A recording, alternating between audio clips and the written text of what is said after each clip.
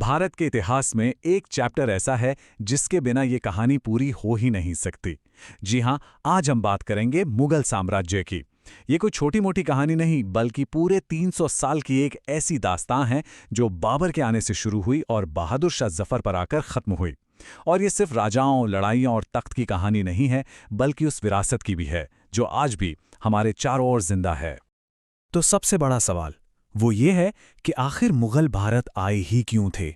क्या ये सिर्फ दौलत लूटने का इरादा था, या फिर इसके पीछे कोई बहुत गहरी वजह छुपी थी?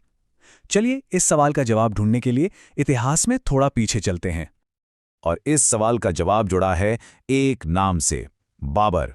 इसी शख्स से इस पूरे साम्राज्य की कहानी शुरू होती है। उसका मध्य एशिया से हिंदुस्तान तक का सफर ही असल में मुगल सल्तनत की पहली ईंट रखता है। तो आखिर ये बाबर था कौन? पूरा नाम ज़हीरुद्दीन मोहम्मद। और खून की बात करें तो उसकी रगों में दो सबसे बड़े योद्धाओं तैमूर और चंगेज खान का खून दौड़ रहा था। जरा सोचिए, सिर्फ 12 साल की उम्र में उसे फरगाना की गद्दी मिल गई। लेकिन किस्मत देखिए, अपनों की ही साजिशों की वजह से उसे अपना घर-बार, अपनी जमीन छोड़कर भागना पड़ा। अब यहां कहानी में एक बहुत दिलचस्प मोड़ आता है। जरा इस सिचुएशन को समझिए। एक तरफ था मध्य एशिया, जहां बाबर के पास कुछ भी पक्का नहीं था, हर पल जान का खतरा, हर पल साजिशें। और दूसरी तरफ था हिंदुस्तान, जिसे दुनिया सोने की चिड़िया कहती थी।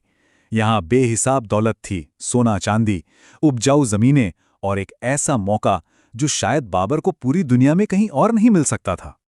तो देखिए, सारी कड़ियां कैसे जुड़ रही थी। पहली बात, अपने घर में ही इतनी अस्थिरता थी कि बाबर को बाहर देखना ही पड़ा। दूसरी, भारत की दौलत उसे चुंबक की तरह खींच रही थी।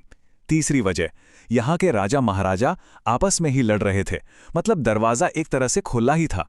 और फिर चौथी और सबसे बड़ी वजह, दौलत खान लोदी का वो न्योता जिसने बाबर को हिंदुस्तान आने का सीधा सीधा बुलावा दे दिया। और बस इसी बुलावे के साथ स्टेज तैयार हुआ उस ऐतिहासिक लड़ाई का जो हिंदुस्तान का नक्शा हमेशा हमेशा के लिए बदलने वाली थी। वो जगह थी पानीपत, और यहीं पर एक नए साम्राज्य की नींव रखी जानी थी।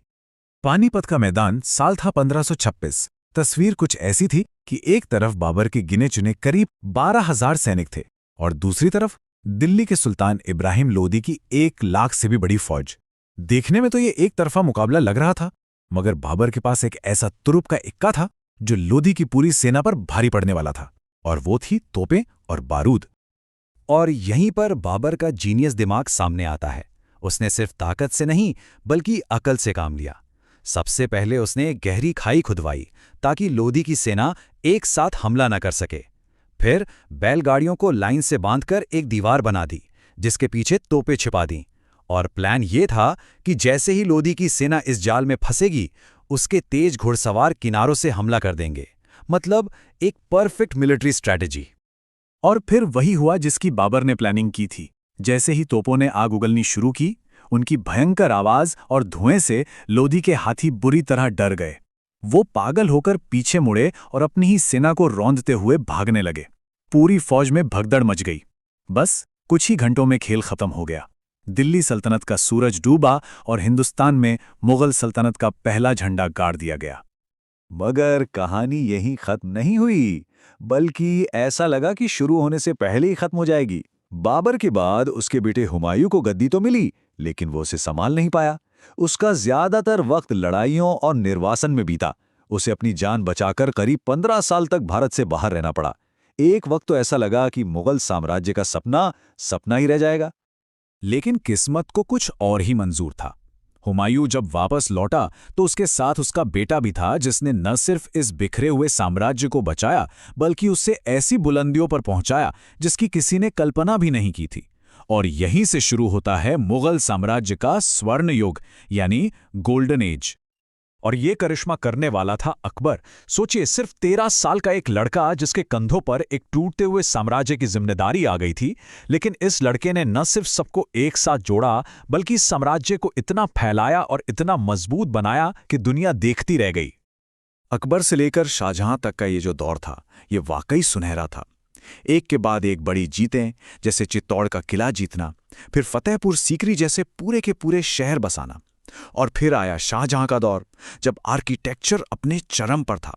ताजमहल, लाल किला, ये सब उसी शानदार दौर की निशानियां हैं।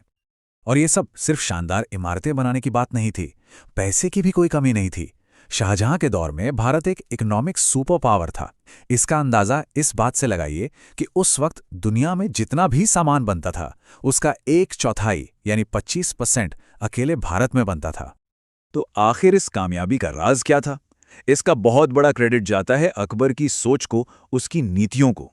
मजे की बात यह है कि अकबर पढ़ा लिखा नहीं था, लेकिन वो बहुत समझदार था।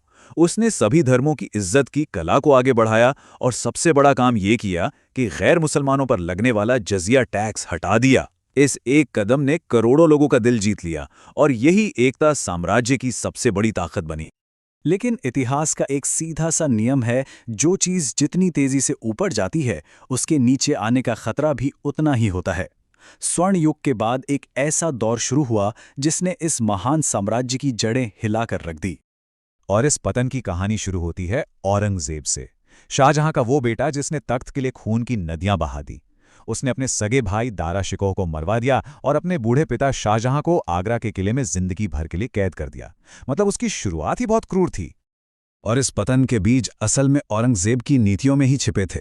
अकबर ने जो कुछ भी जोड़ने के लिए किया था, औरंगजेब ने उसे तोड़ने का काम किया।